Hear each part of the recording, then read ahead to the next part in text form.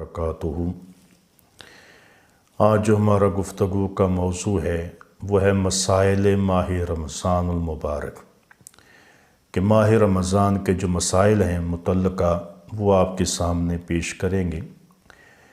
انشاءاللہ العزیز ہماری کوشش یہی ہے کہ جو بھی مسئلہ آپ کے سامنے ماہ رمضان المبارک کے بارے میں پیش کریں وہ دلیل کے ساتھ ہو اور حوالے کے ساتھ ہو، تاکہ سننے والے کو اچھی طرح تسلی ہو جائے کہ جو مسئلہ ہمیں بیان کیا گیا ہے یہ نبی کریم صلی اللہ علیہ وسلم کی صحیح حدیث مبارکہ سے کیا گیا ہے۔ اور یہ بھی کوشش کریں گے کہ جو مسئلہ آپ کے سامنے بیان کریں اس کا حوالہ بھی دیا جائے۔ تو حضرت سیدنا ابو ہریرہ رضی اللہ تعالیٰ عنہ فرماتے ہیں، قال رسول اللہ صلی اللہ علیہ وآلہ وسلم من لم یدع قول الزور والعمل به فلیس للہ حاجۃ فی ان یدع طعامہ وشرابہ۔ بخاری شریف حدیث نمبر 1903 اور 6057، ابو داؤد شریف حدیث نمبر 2362، ابن ماجہ شریف حدیث نمبر 1699، اور اس حدیث کی سند کو تمام علماء نے صحیح قرار دیا ہے۔ اس کا ترجمہ یہ ہے کہ حضرت سیدنا ابو ہریرہ رضی اللہ تعالیٰ عنہ فرماتے ہیں کہ رسول اللہ صلی اللہ علیہ وسلم نے ارشاد فرمایا، جس شخص نے بری بات کی اور اس پر عمل کرنا نہ چھوڑا، اللہ تعالیٰ کو اس کی کوئی حاجت نہیں کہ وہ شخص اپنا کھانا اور پینا چھوڑ دے۔ اب اس حدیث مبارکہ میں نبی کریم صلی اللہ علیہ وسلم نے ارشاد فرمایا کہ جو شخص ماہ رمضان کا روزہ رکھنے کے بعد پھر گناہ کرتا ہے، جھوٹ بولتا ہے، چغلیاں کرتا ہے، کسی پر ظلم کرتا ہے، ناپ تول میں کمی بیشی کرتا ہے، وہ ویسے ہی گناہوں کے اندر مست ہے، تو فرمایا کہ ایسے بندے کے روزے کی اللہ تعالیٰ کو کوئی حاجت نہیں ہے، کہ وہ صرف اس نے اپنا کھانا پینا چھوڑا ہے، اپنے جسم کو گناہوں سے دور نہیں کیا، اپنے آپ کو گناہوں سے دور نہیں کیا، بچایا نہیں، تو فرمایا اللہ تعالیٰ کو بھی ایسے بندے کے روزے کی کوئی حاجت نہیں ہے، اور نہ ہی اللہ تعالیٰ یہ چاہتا ہے کہ بندہ کھانا پینا تو چھوڑ دے اور باقی گناہوں کو نہ چھوڑے۔ اس لیے فرمایا کہ جب تم ماہ رمضان کا روزہ رکھو تو اپنے آپ کو گناہوں سے بچاؤ، اپنے سر کو، اپنی آنکھوں کو، اپنی زبان کو، ناک کو، ہاتھوں کو، جسم کو، وجود کو، پاؤں کو، فرمایا ان کو گناہوں سے دور رکھو تاکہ تمہارا جو روزہ ہے وہ کامل ہو سکے اور اللہ کی بارگاہ میں قبول ہو جائے۔ اور دوسری روایت میں حضرت سیدنا ابو ہریرہ رضی اللہ تعالیٰ عنہ سے روایت ہے، قال رسول اللہ صلی اللہ علیہ وسلم کم من صائم لیس لہ من صیامہ الا الظما وکم من قائم لیس لہ من قیامہ الا السحر۔ سنن دارمی حدیث نمبر 2722، اس کی سند کو علماء کرام نے جید قرار دیا ہے۔ کہ حضرت سیدنا ابو ہریرہ رضی اللہ تعالیٰ عنہ فرماتے ہیں کہ رسول اللہ صلی اللہ علیہ وسلم نے ارشاد فرمایا، کتنے ہی روزے دار ایسے ہوتے ہیں کہ انہیں پیاس کے سوا کچھ نہیں ملتا، اور کتنے ہی قیام کرنے والے ایسے ہوتے ہیں جنہیں رات جاگنے کے سوا کچھ نہیں ملتا۔ اب اس حدیث مبارکہ میں بھی نبی کریم صلی اللہ علیہ وسلم نے ارشاد فرمایا، بہت سارے روزے دار ایسے ہیں کہ انہیں سوائے بھوک کے اور کچھ حاصل نہیں، یعنی کہ ان کو ثواب نہیں ملتا، روزہ قبول نہیں ہوتا۔ کیوں نہیں ہوتا؟ کہ انہوں نے کھانا پینا تو چھوڑ دیا لیکن اپنے گناہوں کو نہیں چھوڑا۔ وہ ہاتھوں سے بھی گناہ کر رہے ہیں، زبان سے بھی کر رہے ہیں، آنکھوں سے بھی کر رہے ہیں، اپنے وجود سے، اپنے پاؤں سے، ہر طرح سے گناہ کر رہے ہیں۔ تو اس لیے فرمایا کہ ان ایسے لوگوں کو سوائے بھوک پیاس کے کچھ نہیں ملتا کہ ان کا روزہ اللہ کی بارگاہ میں قبول نہیں ہوتا۔ اس طرح فرمایا کہ راتوں کو جاگنے والے، رات کو قیام کرنے والے، فرمایا کتنے لوگ ایسے ہیں سر سے رات قیام کرتے ہیں لیکن انہیں سوائے جو ہے رات جاگنے کے کچھ نہیں ملتا، کہ ان کی نیت میں فطور ہوتا ہے، ریاکاری ہوتی ہے، دکھلاوا ہوتا ہے کہ لوگ ہمیں اچھا کہیں، بھلا کہیں، ہماری تعریفیں کریں، ہمارے چرچے ہوں۔ فرمایا کہ جب نیت کے اندر فطور آ جائے تو وہ عبادت، وہ چیز اللہ کو قبول نہیں ہوتی۔ اس لیے اگر قیام کرنا ہے، نماز پڑھنی ہے، کوئی بھی نیک عمل کرنا ہے تو اس کو اللہ اور اس کے رسول کی رضا کی خاطر کریں گے تو پھر سب کچھ قبول ہے۔ اگر نیت کے اندر فطور آ گیا تو اعلیٰ سے اعلیٰ قسم کی عبادت بھی آپ کی ضائع ہو جائے گی۔ اور تیسری روایت کے اندر وعن عامر بن ربیعہ رضی اللہ تعالیٰ عنہ قال رأیت النبی صلی اللہ علیہ وآلہ وسلم والمال احسین یتسوق وہو صائم۔ ابو داؤد شریف حدیث نمبر 2364، ترمذی شریف حدیث نمبر 725، اور اس کی سند جو ہے وہ صحیح حسن ہے۔ سیدنا عامر بن ربیعہ رضی اللہ تعالیٰ فرماتے ہیں کہ میں نے بے حساب مرتبہ، یعنی کہ بہت زیادہ مرتبہ نبی کریم صلی اللہ علیہ وآلہ وسلم کو دیکھا ہے کہ آپ روزے کی حالت میں مسواک کیا کرتے تھے۔ اب اس حدیث مبارکہ سے پتہ چلا کہ روزے کی حالت میں مسواک کرنا جائز ہے، بلکہ نبی کریم صلی اللہ علیہ وآلہ وسلم کا طریقہ مبارک ہے۔ حضرت عامر بن ربیعہ فرماتے کہ میں نے بے حساب، یعنی کہ بہت زیادہ مرتبہ دیکھا ہے کہ حضور روزے کی حالت میں مسواک فرمایا کرتے تھے۔ اچھا، اس میں یہاں پر ایک بات اہم اور بھی ہے، یہاں مسواک کا ذکر ہے تو مسواک کرنے میں حرج نہیں ہے۔ ہاں، اگر مسواک کی جگہ پر آپ ٹوتھ پیسٹ استعمال کرتے ہیں، کوئی ٹیوب وغیرہ یا کوئی دوائی استعمال کرتے ہیں تو اس سے پرہیز کیا جائے گا۔ کیوں؟ جب ہم ٹوتھ پیسٹ کے ساتھ، برش کے ساتھ دانتوں کو صاف کریں گے تو اس دوا کا، پیسٹ کا جو اثر ہے وہ حلق کے نیچے اگر چلا گیا تو روزہ ٹوٹ جائے گا۔ تو اس لیے ٹوتھ پیسٹ کرنے سے پرہیز کریں، مسواک کر سکتے ہیں۔ اگر ٹوتھ پیسٹ کا اگر ذائقہ، اس کا اثر جو ہے اگر حلق کے نیچے ہو گیا تو آپ کے روزے کو خطرہ ہے کہ روزہ آپ کا ختم ہو جائے گا، ٹوٹ جائے گا۔ تو بہتر یہ ہے کہ جو ٹوتھ پیسٹ کرنے والے حضرات ہیں وہ سحری سے پہلے یا افطاری کے بعد کریں۔ مسواک جو ہے وہ آپ جب چاہیں، جس نماز کے ساتھ بھی چاہیں کر سکتے ہیں۔ اور ایک مسئلہ اور ہے کہ مسواک جو کرنے کا طریقہ ہے وہ پانی کے اوپر بیٹھ کر، کہ آپ کے پاس پانی ہو، بیٹھ کر مسواک کریں۔ یہ طریقہ جو ہے کہ چلتے پھرتے آپ مسواک لے کر کرتے رہتے ہیں اور نہ آپ کے پاس پانی ہے، پھر چلتے پھرتے کر رہے ہیں۔ ایک تو ایسی انسان اچھا نہیں لگتا کہ چلتا چلتا مسواک کرتا رہے، وہ دوسرے لوگوں کو اس سے گن آتی ہے، یہ عمل اچھا نہیں ہے، اس کو مکروہ قرار دیا گیا ہے۔ تو مسواک جو جب بھی کرنی ہے پانی کے اوپر بیٹھ کر، آپ کے پاس پانی ہو، مسواک کریں۔ اور پھر مسواک کرنے کا طریقہ کیا ہے کہ حضور نے فرمایا کہ جب تم مسواک پکڑو، یہ 2 انگلیاں جو ہیں، مسواک پکڑنے کا طریقہ یہ ہے کہ مسواک کے نیچے یہ چھوٹی انگلی جو ہے یہ مسواک کے نیچے اور انگوٹھا ادھر، اور یہ 3 انگلیاں جو مسواک کے اوپر ہوں، یعنی کہ اس طریقے کے ساتھ ہم نے پکڑنا ہے۔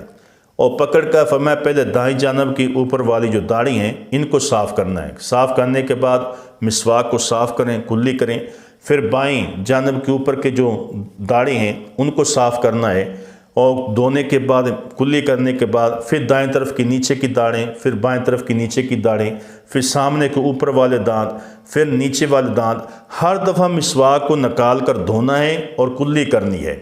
یہ سنت طریقہ ہے مسواک کرنے کا کہ اس طریقے کے ساتھ آپ مسواک کریں۔ تو روزے کی حالت میں جو مسواک کرنا ہے یہ بھی نبی کریم صلی اللہ علیہ وآلہ وسلم کا طریقہ مبارکہ ہے، بالکل جائز ہے، اس میں کوئی حرج نہیں ہے۔ مسواک کرنے کی اجازت ہے۔ ٹوتھ پیسٹ سے علماء کرام نے پرہیز کہا ہے تو اس سے پرہیز کریں، اور شام کو افطاری کے بعد جو ہے ٹوتھ پیسٹ کر لیں، یا سحری سے پہلے ٹوتھ پیسٹ کر لیں، کہیں کہ اس کا اثر ذائقہ جو ہے وہ ہمارے حلق کے نیچے نہ چلا جائے۔ اور اس طرح وعن عائشہ رضی اللہ تعالی عنہا ان نبی صلی اللہ علیہ وسلم اکتحل وہو صائم۔ ابن ماجہ حدیث نمبر 1678، ابو داؤد شریف حدیث نمبر 2378، اور اس کی سند کو تمام علماء نے صحیح قرار دیا ہے۔ اور یہ حدیث مبارکہ حضرت انس سے بھی مروی ہے، یہ حدیث مبارکہ حضرت عائشہ صدیقہ رضی اللہ تعالی عنہا سے بھی مروی ہے کہ حضرت سیدہ عائشہ صدیقہ رضی اللہ تعالیٰ فرماتی ہیں کہ نبی کریم صلی اللہ علیہ وسلم روزے کی حالت میں سرما لگا لیا کرتے تھے۔ اب اس حدیث مبارکہ میں نبی کریم صلی اللہ علیہ وسلم کا عمل مبارک یہ بیان کیا گیا ہے۔ اما عائشہ صدیقہ فرماتی ہیں کہ حضور روزے کی حالت میں سرما ڈال لیا کرتے تھے۔ تو اس حدیث سے کیا پتہ چلا کہ روزے کی حالت میں آنکھ میں سرما ڈالنا یہ جائز ہے، اس میں کوئی حرج نہیں ہے۔ اور اس سے آگے جو حدیث مبارکہ ہے وہ بھی حضرت سیدہ عائشہ صدیقہ رضی اللہ تعالیٰ سے مروی ہے کہ قالت کان رسول اللہ صلی اللہ علیہ وسلم یقبل ویباشر وہو صائم وکان املاککم لعربہ۔ بخاری شریف حدیث نمبر 1227، مسلم شریف حدیث نمبر 2576، ابو داؤد شریف حدیث نمبر 2382، ترمذی شریف حدیث نمبر 729، اور تمام علماء نے اس حدیث کی سند کو صحیح قرار دیا ہے کہ اما عائشہ صدیقہ رضی اللہ تعالیٰ فرماتی ہیں کہ رسول اللہ صلی اللہ علیہ وسلم روزے کی حالت میں ازواج مطہرات کا بوسہ بھی لے لیتے تھے اور چھو بھی لیتے تھے، اور تم لوگوں سے زیادہ اپنے جذبات پر قابو رکھنے والے تھے۔ اب اس حدیث مبارکہ میں اما عائشہ صدیقہ فرماتی ہیں کہ آقا علیہ الصلوۃ والسلام روزے کی حالت میں اپنی بعض ازواج کا بوسہ لے لیا کرتے تھے، ان کو مس بھی کر لیا کرتے تھے، لیکن فرمایا یاد رکھو آقا علیہ الصلوۃ والسلام تم سب سے زیادہ اپنے اوپر قابو پانے والے تھے۔ اگر کوئی شخص روزے کی حالت میں اپنی بیوی کا بوسہ لے لیتا ہے تو اس میں حرج نہیں ہے، ہاں اس سے آگے بڑھنے کی اجازت نہیں ہے۔ اگر خدا نہ کرے وہ آگے بڑھ جائے اور اپنی بیوی سے ہم بستری کر لے، اس سے ان دونوں کا جو روزہ ہے وہ ٹوٹ جائے گا، اور پھر اس کا کفارہ بھی ہوگا، اس کی قضا بھی ان پر لازم آئے گی۔ اس سے آگے حدیث مبارکہ ہے، اس میں نبی کریم صلی اللہ علیہ وسلم کے صحابی بیان کرتے ہیں کہ رأیت النبی بالعرج یصب علی رأسہ الماء وهو صائم من العطش او من الحر۔ تو یہ حدیث مبارکہ موطا امام مالک کتاب الصیام میں حدیث نمبر 22، ابو داؤد حدیث نمبر 2365، اور شرح معنی الاثار امام طحاوی کی حدیث نمبر 3157، اس کی سند کو تمام علماء نے صحیح قرار دیا ہے کہ نبی کریم صلی اللہ علیہ وسلم کے ایک صحابی فرماتے ہیں کہ میں نے نبی کریم صلی اللہ علیہ وسلم کو عرج کے مقام پر دیکھا، آپ صلی اللہ علیہ وسلم روزے کی حالت میں تھے اور پیاس اور گرمی کی وجہ سے اپنے سر مبارک پر پانی ڈال رہے تھے۔ اب اس حدیث مبارکہ میں جو مسئلہ ہمیں ملتا ہے وہ یہ ہے، اگر گرمی کا موسم ہے، شدید گرمی ہے، روزے سے گھبراہٹ ہو رہی ہے یا روزے کی شدید بھوک لگ گئی ہے، تو اس حالت میں غسل کرنا، نہا لینا یا اپنے سر کے اوپر پانی ڈال لینا تاکہ جسم ٹھنڈا ہو جائے، جسم کو سکون مل جائے، تو یہ جائز ہے، اس میں حرج نہیں ہے۔ اور اسی طرح حضرت سیدنا ابو ہریرہ رضی اللہ تعالیٰ عنہ فرماتے ہیں قال رسول اللہ صلی اللہ علیہ وآلہ وسلم من ناسیہ وهو صائم فاکل او شرب فلیتم صومہ فانما اطعمہ اللہ وسقاہ۔ بخاری شریف حدیث نمبر 1933 اور 6669، مسلم شریف حدیث نمبر 2716، اس کی سند کو تمام علماء نے صحیح قرار دیا ہے۔ حضرت سیدنا ابو ہریرہ رضی اللہ تعالیٰ عنہ فرماتے ہیں کہ رسول اللہ صلی اللہ علیہ وسلم نے ارشاد فرمایا، جس نے روزے کی حالت میں بھول کر کھا لیا اور پی لیا تو اپنا روزہ مکمل کرے، بے شک اللہ نے اسے کھلایا ہے اور اللہ نے ہی اسے پلایا ہے۔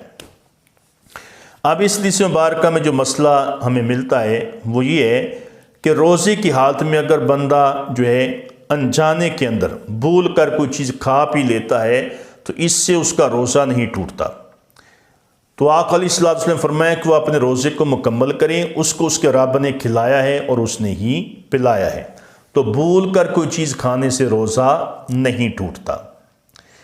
اور اسی طرح حضرت ابن عباس رضی اللہ تعالیٰ عنہ سے روایت ہے کہ قال انما اراد اللہ عز وجل بالفطر والسفر وفی السفر تیسیر علیکم فمن یسر علیہ صیام فلیصم ومن یسر علیہ الفطر فلیفطر۔ اب اس حدیث مبارکہ کو امام طحاوی نے طحاوی شریف کے اندر حدیث نمبر 3159 پر اور اس کی سند کو صحیح قرار دیا ہے۔ حضرت ابن عباس رضی اللہ تعالیٰ عنہ فرماتے ہیں کہ اللہ تعالیٰ نے سفر میں روزے کی رخصت دے کر تم لوگوں پر آسانی کرنا چاہیے، اور جس کے لیے روزہ رکھنا آسان ہو وہ روزہ رکھے، اور جس پر روزہ چھوڑنا آسان ہو وہ روزے کو چھوڑ دے، یعنی سفر کی حالت میں۔ اب اس حدیث مبارکہ سے ہمیں یہ مسئلہ ملتا ہے کہ ماہ رمضان میں اگر کہیں سفر پر جانا ہوتا ہے، اب اس میں اختیار ہے، اگر تو بندہ چاہے تو چھوڑ دے، چاہے تو رکھ لے گا، ثواب ہے، چھوڑ دے گا، گناہ نہیں ہوگا۔ لیکن یاد رکھیں اگر روزہ چھوڑ دیا تو اس کی جو بعد میں قضا ہے وہ لازم ہے، روزے کی معافی نہیں ہے، صرف رخصت دی گئی ہے سفر کی وجہ سے کہ اس روزے کی تم بعد میں ایک دن قضا کر لینا، تو قضا جو ہے وہ لازم آئے گی۔ تو اسی طرح اس حدیث مبارکہ کو حضرت مسلم شریف میں حدیث نمبر 761 اور حدیث نمبر 763 اس کی سند کو بھی صحیح قرار دیا گیا ہے۔ حضرت معاذہ رضی اللہ عنہ فرماتی ہیں کہ میں نے عائشہ صدیقہ رضی اللہ تعالیٰ عنہ سے پوچھا کہ حیض والی عورت کا معاملہ کیسا ہے، وہ روزے کی قضا کرتی ہے اور نماز کی قضا نہیں کرتی؟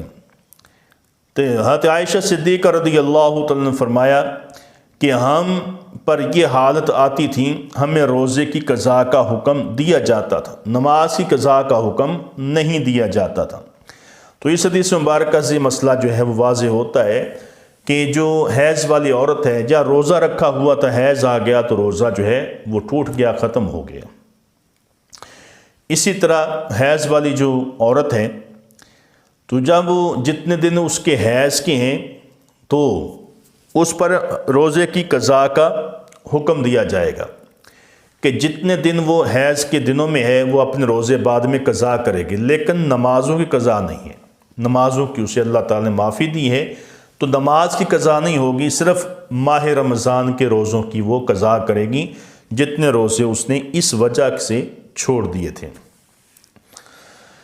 حضرت ابو ہریرہ رضی اللہ تعالیٰ عنہ فرماتے ہیں کہ ہم نبی کریم صلی اللہ علیہ وسلم کی خدمت میں حاضر تھے کہ ایک شخص آیا، کہنے لگا یا رسول اللہ صلی اللہ علیہ وسلم میں ہلاک ہو گیا۔ آپ نے پوچھا تمہیں کیا ہوا؟ اس نے کہا میں روزے سے اپنی بیوی سے ہم بستری کر بیٹھا ہوں۔ تو رسول اللہ صلی اللہ علیہ وسلم فرمایا کہ تمہارے پاس کوئی غلام ہے جس کو آزاد کر دے؟ اس نے کہا کہ نہیں۔ فرمایا پھر مسلسل 2 مہینے کے روزے رکھ لو۔ عرض کیا حضور اس کی تو طاقت نہیں ہے۔ فرمایا پھر 60 مسکینوں کو کھانا کھلا دو۔ عرض کیا حضور میں تو ایک مسکین آدمی ہوں، غریب ہوں، میں لوگوں کو کھانا کیسے کھلا سکتا ہوں کہ میرے تو اپنے گھر میں جو ہے حالات ایسے ہیں کہ میں ان کے لیے کافی ہوتا کہ میری جو کمائی ہے وہ صرف ان کے لیے ہے۔ تو نبی کریم صلی اللہ علیہ وسلم نے ارشاد فرمایا بیٹھ جاؤ۔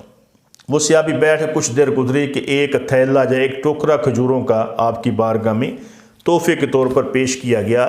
تو آقا علیہ الصلوۃ والسلام فرمایا وہ کہاں ہے جو مسئلہ پوچھنے والا تھا؟ عرض کیا حضور میں حاضر ہوں۔ فرمایا کھجوروں کا ٹکڑا اٹھا اور جا کے مدینے کے غریبوں میں تقسیم کر، تمہارا کفارہ ادا ہو جائے گا۔ وہ صحابی جو تھے عرض کرنے لگے حضور اس مدینے کے اندر کہ مدینے کے دونوں جو کنارے ان کے درمیان میں مجھ سے بڑا غریب تو ہے ہی کوئی نہیں، سب سے زیادہ غریب تو میں ہوں۔ تو آقا علیہ الصلوۃ والسلام نے ارشاد فرمایا میرے صحابی جا کے اپنے گھر والوں کو کھلا دے، تمہارا کفارہ ادا ہو جائے گا۔ راوی کہتے ہیں کہ حضور مسکرا رہے تھے کہ آپ کے چہرے پر مسکراہٹ یا مسکرا رہے تھے، اور فرما رہے کہ جاؤ جا کر اپنے بچوں کو کھلا دو۔ اب یہ حدیث مبارکہ کو بخاری شریف حدیث نمبر 1936، مسلم شریف حدیث نمبر 2595، ابو داؤد شریف حدیث نمبر 2390، ترمذی شریف حدیث نمبر 724، اور اس کی سند کو تمام علماء نے صحیح قرار دیا ہے۔ اب اس حدیث مبارکہ سے مسئلہ جو ہمیں پتہ چلتا ہے وہ یہ ہے، اگر کوئی شخص اپنے روزے کو توڑ لیتا ہے تو اس کا کفارہ کیا ہے؟ پہلا کفارہ غلام کو آزاد کرنا، دوسرا کفارہ 2 مہینے کے لگاتار روزے ہیں۔ اگر ان 2 مہینوں میں ایک روزہ بھی چھوڑ دیا تو گنتی پھر دوبارہ شروع ہو جائے، کیونکہ مسلسل 2 مہینے کے روزے جو ہیں وہ رکھنے ہیں۔ تو عرض کیا حضور اس کی بھی طاقت ہے۔ اور تیسرا جو ہے وہ فرمایا کہ 60 مسکینوں کو کھانا کھلا دو۔